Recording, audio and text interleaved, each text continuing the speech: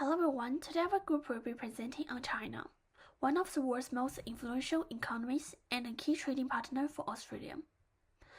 First, globalization and China's political economy. Politically, China remains under the leadership of the Communist Party, maintaining a one-party system and upholding its tradition of collectivism. However, the globalization process has propelled China's integration into international institutional framework. Since joining the World Trade Organization in 2001, China has actively adjusted its policy to attract foreign investment. In 2024, China attracted foreign direct investment totaling $189 billion, according to China government. International commerce remains pivotal with goods exports at $3.38 trillion and imports at $2.56 trillion. Manufactured products account for 94% of exports, according to UNCTAD, showcase China's status as a significant manufacturing hub on a global scale. During this period, the level of trade openings in China has decreased from more than 55% in 2006 to less than 40% in 2023, according to China government. This indicates a move by China away from reliance on exporting goods towards focusing on downstream consumption and service industries. Australia sees potential in the market of China, but also faces challenges due to difference in legal system and regulation concerning contract enforcement and the product safety for Australian companies operating there.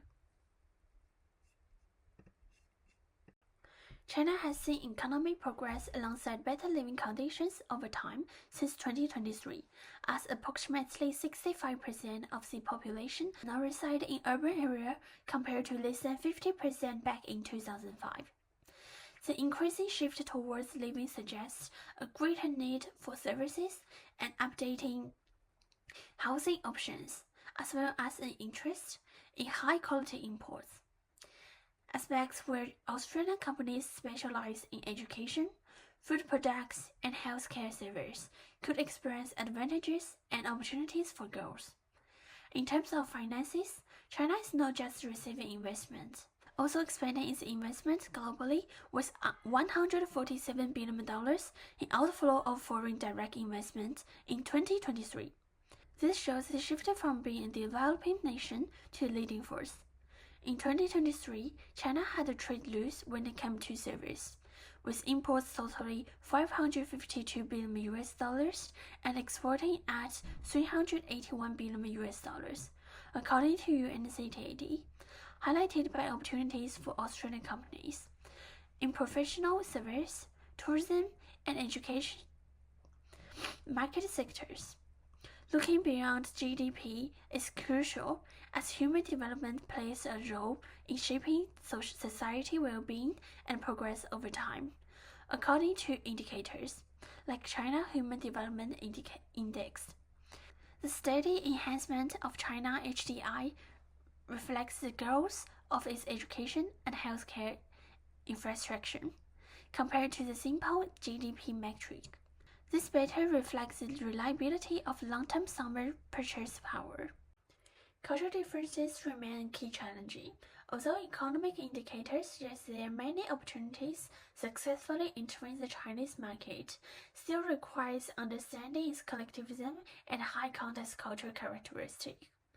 Globalization has played a role in reshaping China into a major player on global economic stage with substantial trade surplus and robust investment activities, leading to improved human development indicator over time.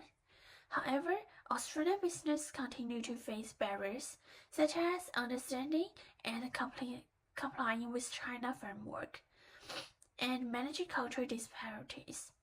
The crucial lesson here is that achieving success in the market is not just about entering it, but also about integrating culturally and implementing strategic risk mitigation measures effectively. My name is Lily, and I'll be introduced question two. And all the money was being mentioned was in USD money. So firstly, economic development in China. So China is the world's second largest economy with a GDP of approximately 18.7 trillion in 2024 and growing steadily at a rate around 5 to 5.2%. So this consistent growth highlights China's resilient and ongoing economic expansion despite global uncertainties. So in terms of the purchasing power parities per capita is estimated at 26 and 920.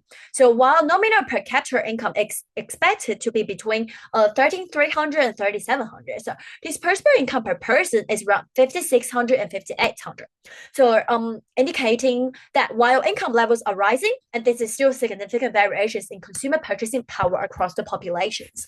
So China's industrial structures is dominated by the secondary sector, so particular as referred as the world's factory, and contribute the largest share of the industrial outputs and accounting for 36.5% of the GDP. So key industry include electronics, machineries.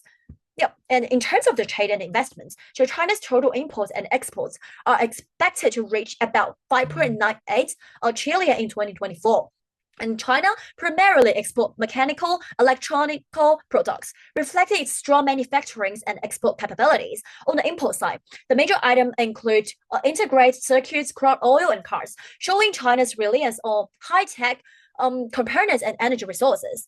And investment trends are increasingly focused on emerging industries such as batteries, wind, and solar energies, indicating a strategy shift towards sustainable and high-tech sectors. And outbound direct investment reached approximately 162.78 million in 2024 and highlights China's growing global economic influence. And regarding to the employment and income, so China's per capita GDP is projected to increase by 5.1% to 13,500 in 2024. And whilst the GNI totals is 18.9 trillion and labor productivity is approximately 24,500 per person, supported by a workforce of 734.4 million. So reflecting both of the scale and efficiency of China labor force and infrastructures remains robust and accounting for 6.7% of the GDP. And much is focused on the transportation, especially on the railways, so which enhance connectivity and facilitate economic growth. And thirdly, so on the human development in China, so China's human development index is approximately 0.797 and placing the country in the high human development. And the HDI goes beyond economic output to measure the health, education, and income, and it providing a broader view of the overall well-being. So in terms of the health, life expectancy at birth in China is 78 years old, and reflecting improvements in healthcare, nutrition, and living conditions. Also for the education, it's also advancing in which children entering school today is expected to be completed around 15.5 years of schooling, while the average adult has about 8 years of education. And this equips the populations with the skills and knowledge needed to improve economics and the social opportunities. And for the income, it measures as gross national income per capita in purchasing power parity terms. So it's about $22,029. So this level of income enhances access to healthcare, education, and higher living standards. For Australian firms considering a presence in China, so human development indicators are especially important. So while economic measures show market potentials, human development measures reveal long-term sustainability. So firstly, on education, university enrollments in China reached 48.68 million in 2024. And with a rate of over 60%. So it indicates a skilled labor force, reducing training costs and supporting innovations for business. Second, income per capita is 3,500 in 2024. So it ensures growing consumer demand and the ability to afford goods and services. And also health with life expectancy around 78 years old and the retirement age between 50 to 60 years old. Risks of labor shortage, high turnover, and all insufficient demand are reduced. So human development indicators provide deeper insights into Chinese potential. And higher income levels drives consumer demand by the health ensures a more stable and productive workforce. And education reflects labor quality together. So these factors contribute to an adaptable, innovative workforce capable of supporting sustained economic growth and development. So human development offers insights into the quality and sustainability of the workforce, which ultimately supports long-term business success. Hello everyone, and welcome to the final section of our presentation.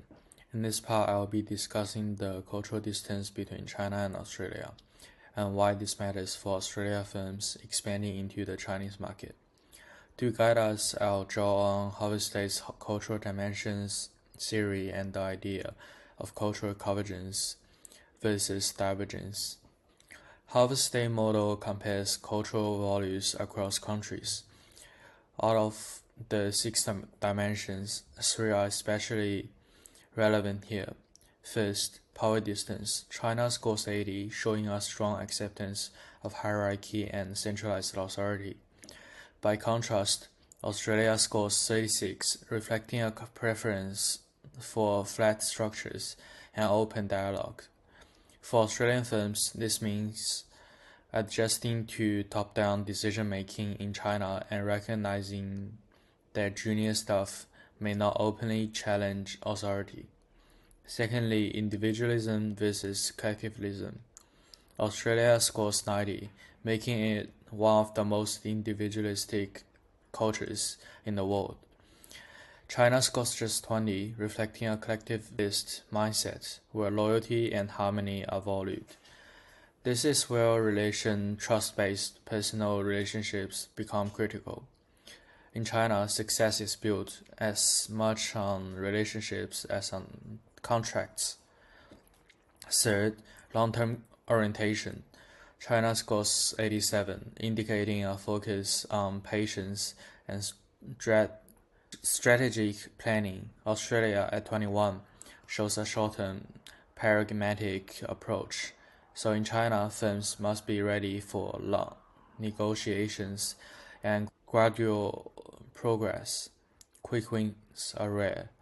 Now, is globalization making China and Australia more culturally similar?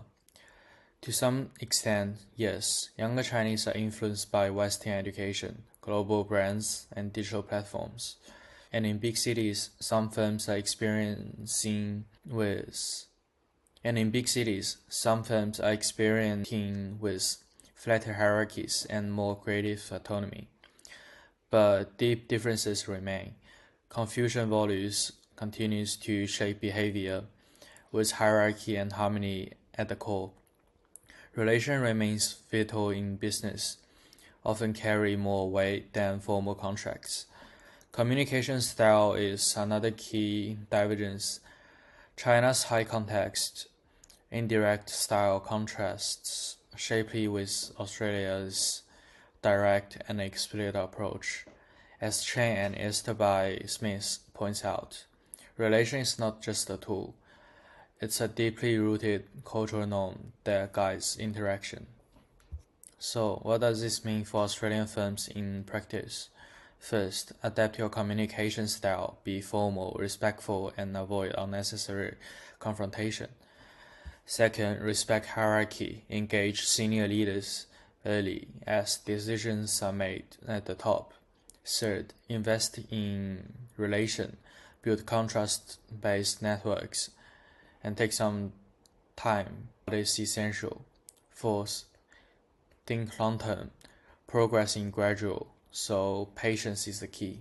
And finally, localize operation, adapt HR, marketing, and leadership to Chinese expectations. To conclude, globalization has brought China and Australia closer in some ways, but key cultural difference remains. What may look like convergence on the surface can hide deeper divergence in values, communication, and workplace behavior. For Australian firms, long-term success requires more than legal competence or market entry strategies. It requires cultural intelligence, the ability to understand, respect, and adapt to local norms. As fun reminds us, culture is dynamic, not static. To succeed in China, firms must keep learning, reflecting, and adapting. Thank you for listening.